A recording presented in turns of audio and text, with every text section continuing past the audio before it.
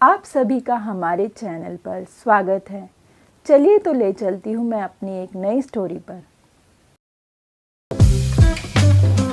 क्या आपने कभी पक्षियों से भरी एक बिजली की लाइन को देखा है और खुद से पूछा है कि वे ऐसा कैसे कर सकते हैं और बिजली से नहीं मरते? हम सभी जानते हैं कि बिजली की लाइनें छूने पर खतरनाक होती है, तो पक्षी पूरी तरह से सुरक्षित और संतुष्ट कैसे बैठ सकते हैं? उत्तर वह नहीं हो सकता है जिसकी आप अपेक्षा करते हैं।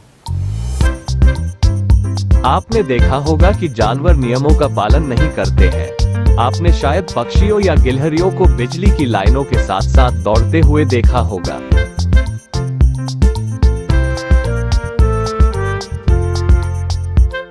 आपने उन्हें हवा में ऊपर तारों पर बैठे भी देखा होगा। कभी कभी ये तार दर्जनों और सैकड़ों पक्षियों से भी भर जाते हैं।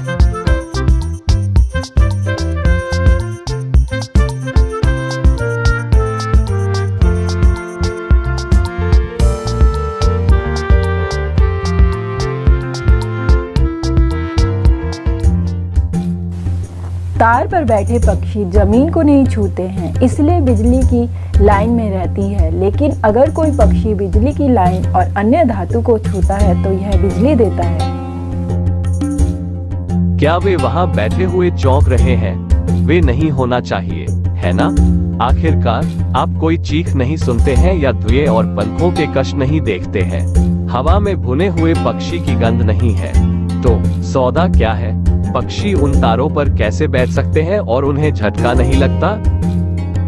इस प्रश्न का उत्तर इस बात से संबंधित है कि बिजली कैसे प्रवाहित होती है। ये हमेशा कम से कम प्रतिरोध के रास्ते पर चलेगा और कंडक्टरों के माध्यम से सबसे अच्छा बहेगा। बिजली के तारों में तांबा एक महान कंडक्टर है। पक्षी अच्छे संवाहक नहीं होते हैं। यही कारण है कि जब वे बिजली के तारों पर बैठते हैं तो उन्हें झटका नहीं लगता। ऊर्जा पक्षियों को बाईपास करती है और इसके बजाय तार के साथ बहती रहती है।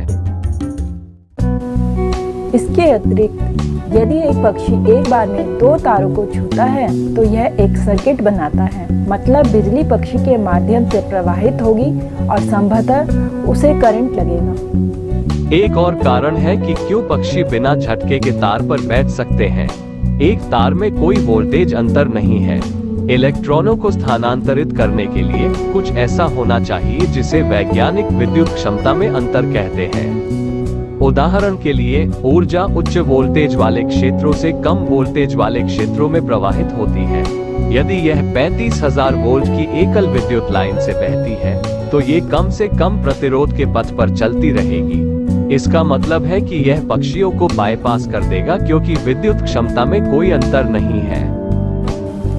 हालांकि पक्षियों के पंजे में विशेष इंसुलेटर होते हैं जो उन्हें बिजली के झटकों से बचाते हैं, लेकिन यहाँ तक कि सबसे मजबूत पंजों और बिजली के तारों पर बैठे इंसुलेशन वाले पक्षियों को बिजली का झटका लगेगा यदि पक्षी किसी पास की वस्तु को छूते हैं।